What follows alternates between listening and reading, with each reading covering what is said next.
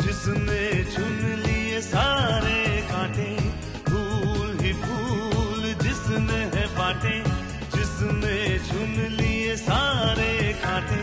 ताज छोड़ दिया, ताज छोड़ दिया, राज छोड़ कर राज छोड़ बनवास जिसने झेला, सौतेला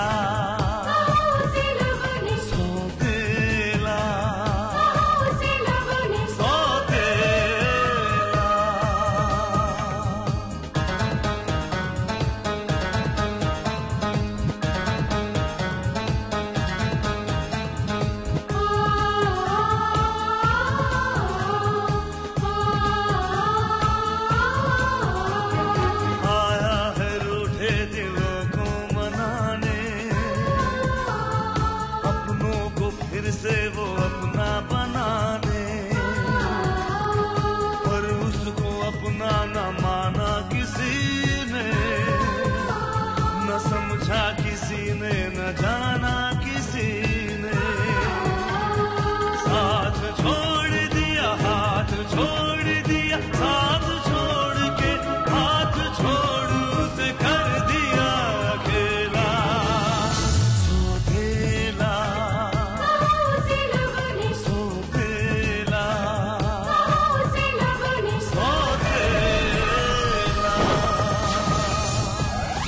मैं अपने प्यार के लिए अपनी जान भी दे सकता हूँ, मगर अपने प्यार को छोड़ नहीं सकता। उसने मेरे लिए देवराज चौधरी से दुश्मनी मोल ले ली, लेकिन बदले में वो तुझसे क्या चाहता है ये मैं नहीं जानता भाई। और अगर आकाश उसका सपना है तो मैं उसका सपना जरूर पूरा करूंगा। खेत की औलाद क्या होती है ये तुम नहीं जानती, तो उससे दूर रहने का दुख तुम कैसे समझ सकती हो? दीदी, अगर आकाश वापस नहीं आया तो हमें विक्रम आर्या को नीचा दिखाने का जो मौका मिला था वो मौका हाथ से निकल जाएगा। तुम्हारे उस फ्रेंड का क्या हुआ जिसे इलाज के लिए लाख रुपए की जरूरत थी? उसका तो ऑपरेशन भी हो गया। कहीं उसने किसी की ज्वेलरी वेलरी तो नहीं बेच दी? नमस्ते विक्रम साहब। विक्रम साहब, मैं आपसे कुछ बात करना चाहता हूँ, और वो बात अगर आपकी और मेरे बीच में रहे तो बेहतर होगा। कोई पर्सनल बात करना चाहती हो? सोच रहा हूं कि शुरुआत कहां से करूं। आई थिंक तुम स्नेहा के बारे में बात करने आए हो। देखो युगांक, इसका हमारे बिजनेस या पार्टनरशिप से कोई ताल्लुक नहीं। It was just a thought. Shakuntala को तुम अच्छे लगे और उसने कहा कि अगर तुम्हारी और स्नेहा की शादी हो जाए तो। प्लीज विक्रम साहब, प्लीज प्लीज, ये बात आप अपनी जुबान पर मत लाइए। मेरे लिए ऐसा सोचना भी पाप है। लेकिन क्यों? क्योंकि स्नेहा मेरी बहन है।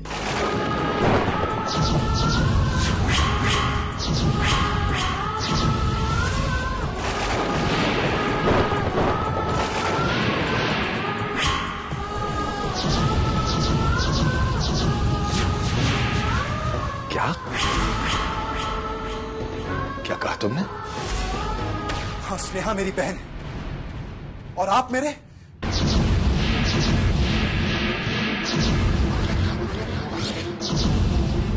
आप मेरे गुरु हैं। मैंने आपको अपना गुरु माना है, आपसे सब कुछ सीखा है। और गुरु की बेटी बहन होती है, और आप ये अच्छी तरह से जानते हैं। अब आप ही बताइए, क्या मैं गलत हूं?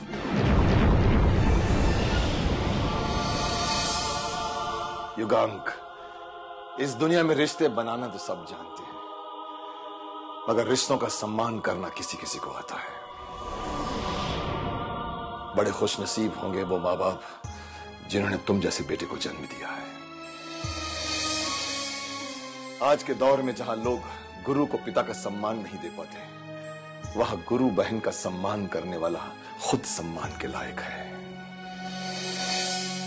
आज से मेरी नजरों में तुम्हारा कद और बढ़ गया है। एक बात कहूं विक्रम साहब, कहो है? अगर आपके दिल में, आपकी नजरों में मेरे लिए थोड़ी सी भी जगह है तो आप स्नेहा की खुशियां उसको वापस दे दीजिए। मतलब कि वो एक लड़के से प्यार करती है विक्रम साहब, और उसका नाम आकाश है। मैं उसे अच्छी तरह से जानता हूं, बहुत अच्छा लड़का है। वो स्नेहा को बहुत खुश रखेगा। मगर ये सब तुम कैसे जानते हो? विक्रम साहब, एक बहन अपने दिल की बात अपने भाई को नहीं बताएगी तो किसे बताएगी?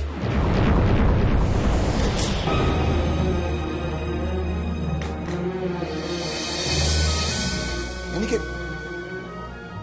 स्नेहा ने तुमसे सब ये कहा?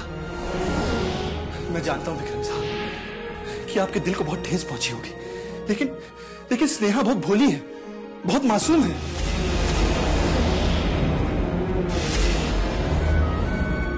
मांगने को तो मैं आपसे बहुत कुछ मांग सकता हूं विक्रम साहब, लेकिन सिर्फ अपनी बहन की खुशियां मांग रहा हूं, और मैं जानता हूं कि आप मुझे निराश नहीं करेंगे।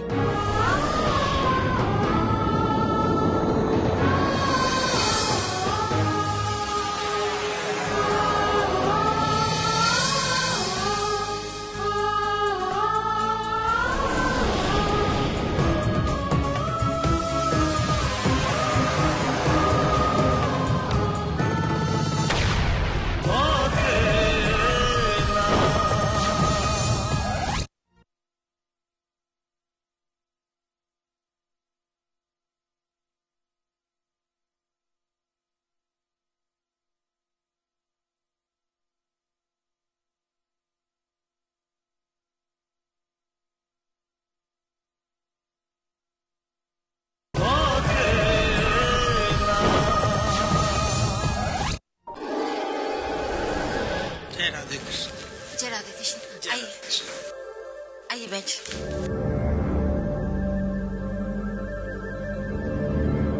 हाँ तो लाइए ज्वेलरी। हाँ वो लाया हूँ।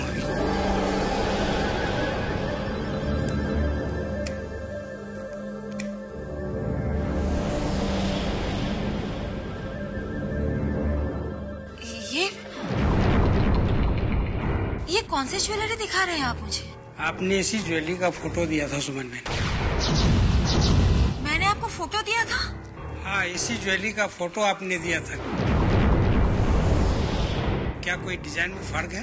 बात फर्क की नहीं है मेहता जी। आज आप वो ज्वेलरी लाने वाले थे जो कामिनी ने आपको बेची थी। कामिनी ने जो ज्वेलरी बेची थी ये सब तो आपने मुझे कहा ही नहीं था। लेकिन मेहता जी ये तो आपने खुद मुझसे कहा था कि कामिनी ने आपको ज्वेलरी बेची है और बदले में वैसे ही नकली ज्वेलरी बनवाई है।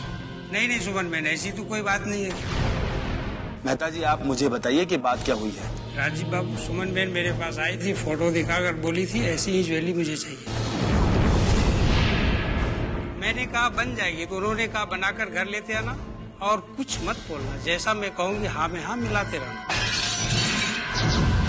मेहता जी आप झूठ बोल रहे हैं। देखिए सुमन बहन मैं जोड़ी जरूर हूँ लेकिन मैं झूठ बोलना नहीं जानता।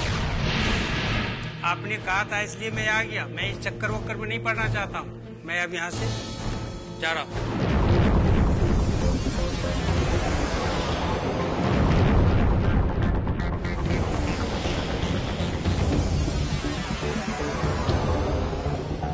जय राधे कृष्ण। मेहता जी मेरी बात तो सुने।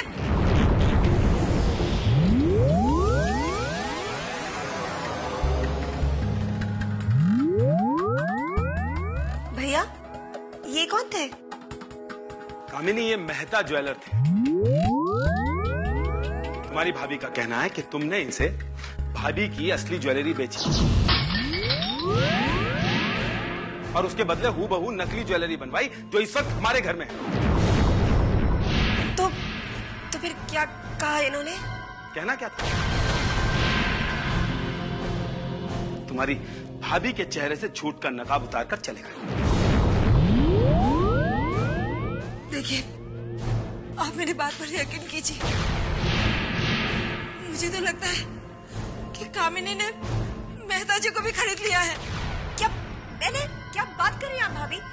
मेरी औकात तो एक लौंग खरीदने की भी नहीं है, तो फिर मैं इन्हें कैसे खरीद सकती हूँ? और भैया, ये बात तो आप भी समझते होंगे ना?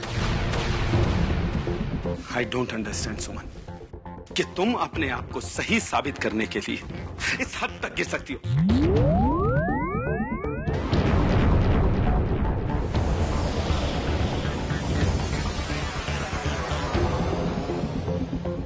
भाभी, आपकी हार पर अब मुझे भी अफसोस होने लगा है। पर पता नहीं आपको शर्म क्यों नहीं आती? आप जितनी चाहे कोशिश कर लीजिए, पर मुझे फंसाने में आप कभी कामयाब नहीं हो पाएंगी।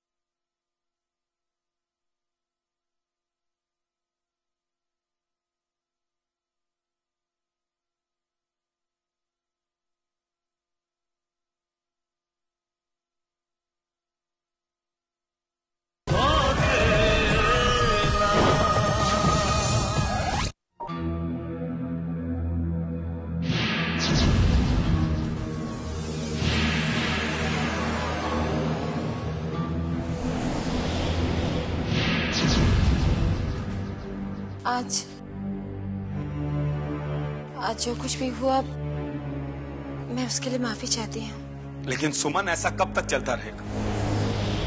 तुम कब तक ऐसे कामिनी पर झूठे इल्जाम लगाती रहोगी? लेकिन मैं आपसे फिर कह रही हूँ कि मैं झूठ नहीं बोलती। सुमन, मैं मानता हूँ कि तुम झूठ नहीं बोलती, लेकिन हर बार किसी न किसी बात पर तुम झूठी साबित होती हो। सुमन, तुमने आज तो हद ही कर दी। तुमने कामिनी पर अपनी ज्वेलरी चुराने का झूठा आरोप लगाया, और वो ज्वेलर भी तुम्हें झूठा साबित करके चला गया। सुमन, तुम्हारी ज्वेलरी असली है या नकली, इससे मुझे कोई फर्क नहीं पड़ता। अरे फर्क तो मुझे भी नहीं पड़ता। कामिनी के लिए ज्वेलरी तो क्या, मैं उसके लिए अपना सब कुछ दे सकती हूँ, लेकिन वो उसका इस्तेमाल कहाँ करती है, कम से कम ये तो पता चले। मैं जब भी कोई कोशिश करती हूँ तो मुझे आपके सामने शर्मिंदा होना पड़ता है। तो तुम अब भी यही कह रही हो कि वो ज्वेलर झूठ बोल रहा था? हाँ, लेकिन मेरी समझ में नहीं आ रहा कि उसने झूठ क्यों बोला। सुमन देखो, ज्वेलर ने झूठ किस लिए बोला, क्यों बोला, इससे मुझे कोई फर्क नहीं पड़ता। ये मैं जानना भी नहीं चाहता, लेकिन ये जो कुछ भी यहाँ हो रहा है, इसका कितना गलत असर पड़ रहा है ये जानती हो तुम, खासकर कामिनी पर। ये बात मैं भी जानती हूँ, इसलिए तो उसे बार बार समझाती रहती हूँ। देखो सुमन, कामिनी अब कोई छोटी बच्ची नहीं है, वो अब बड़ी हो चुकी है, और अब हमें उसे समझाना नहीं बल्कि संभालना है। और वैसे भी वो यहाँ कुछ दिनों की मेहमान है। कुछ दिन बाद तो वो हमेशा के लिए इस घर से विदा होकर चली जाएगी। इसीलिए मैं तुमसे कहता हूँ सुमन, ये छोटी मोटी बातों को नजरअंदाज कर दिया करो।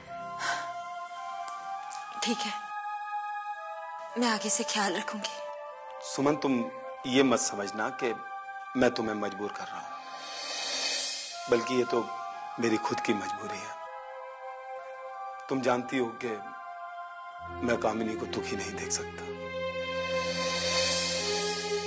वो मेरी बहन जरूर है, लेकिन मैंने उसे अपनी औलाद की तरह पाला है। मैं भी तो उसे अपनी औलाद ही समझती हूँ, और उसके लिए ही मैंने कभी अपनी औलाद की चाहत नहीं की। मैं जानता हूँ सुमन, मैं अच्छी तरह से जानता हूँ कि तुमने कामिनी के लिए कितना बड़ा बलिदान दिया, कितना बड़ा त्याग दिया है तुमने उसके लिए। तुम्हें पता है सुमन, जब कोई किसी के लिए त्याग करता है ना, तो एक ना एक दिन उसे उस त्याग का फल जरूर मिलता है। और देखना तुम्हें भी एक ना एक दिन इसका फल जरूर मिलेगा। इसलिए अब ये रोना बंद। ओके?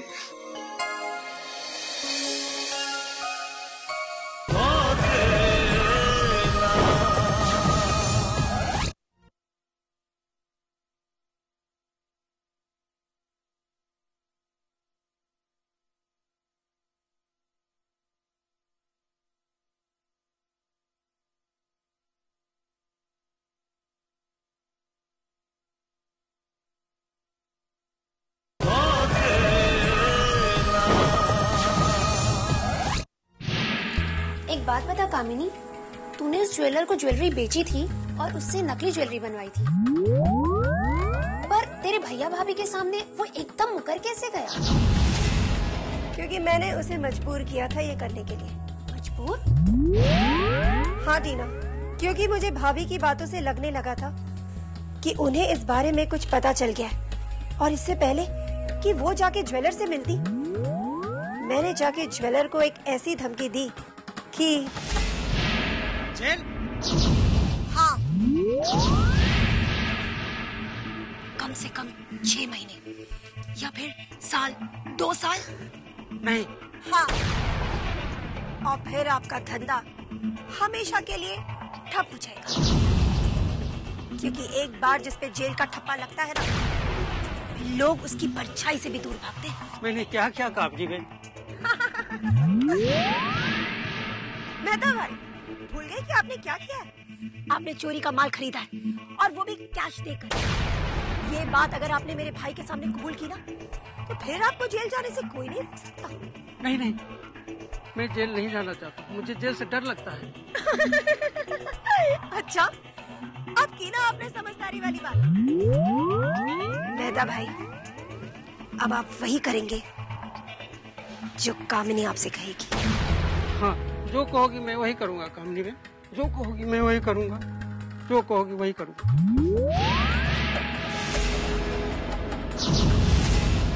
हाँ टीना, और इसी ही तरह उसे जेल का डर दिखाकर मैंने मजबूर कर दिया। अच्छा, तो ये बात थी। हाँ, इसीलिए तो उसने भैया और भाभी के सामने वही कहा जो मैं चाहती थी। कामिनी, तूने एक बार फिर साबित कर दिया कि चालाकी में तेरा कोई मुकाबला नहीं है। क्या करूं टीना, जब इस तरह के हालात पैदा हो जाते हैं ना, तो इस कामिनी बत्रा को ऐसी चाल चलनी पड़ती है।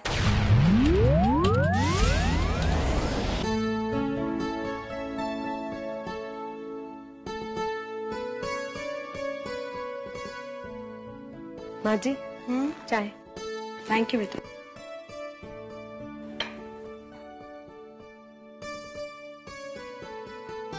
माँ जी, हम आपसे एक बात पूछे? पूछो ना। आपने स्नेहा जी की शादी के बारे में तो सोच लिया, लेकिन क्या आपने स्नेहा जी से उस बारे में पूछा?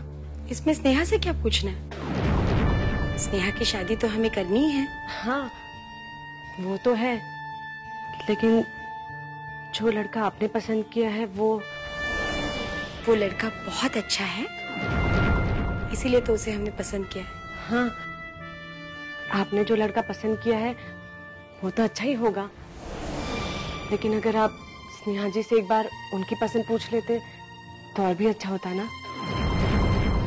क्या बात है गौरी, आज तुम स्नेहा की पसंद नापसंद के बारे में क्यों बोल रही हो? बात तो कुछ नहीं माँ जी, लेकिन ये स्नेहा जी की शादी का मामला है। हमारे बाबूजी कहते थे कि शादी तो 2 दिलों का मेल होता है, इसमें जबरदस्ती नहीं करनी चाहिए। स्नेहा पर कोई जबरदस्ती नहीं कर रहा है, हम जो कुछ भी कर रहे हैं वो स्नेहा की भलाई के लिए कर रहे हैं। हाँ जी जी, ये बात तो है, पर बच्चों का दिल बड़ा मासूम हुए है, वो हर बात को अपने तरीके से सोचे हैं कसम से।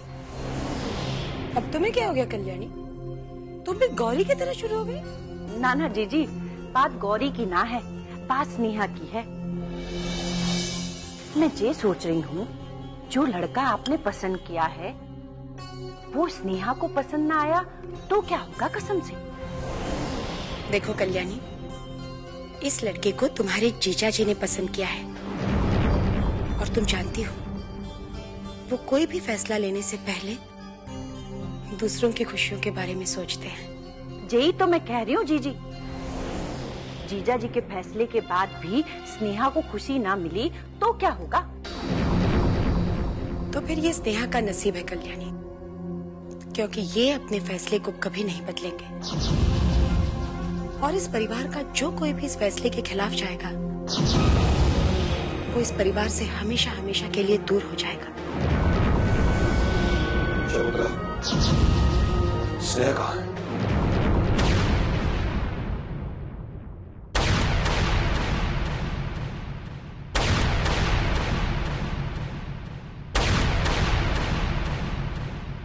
आंखों में ख्वाबों की बारात लेके, होठों पे गीतों की सौगात लेके, दिल में मोहब्बत के जज्बात लेके आया था कितनी खुशी साथ लेके।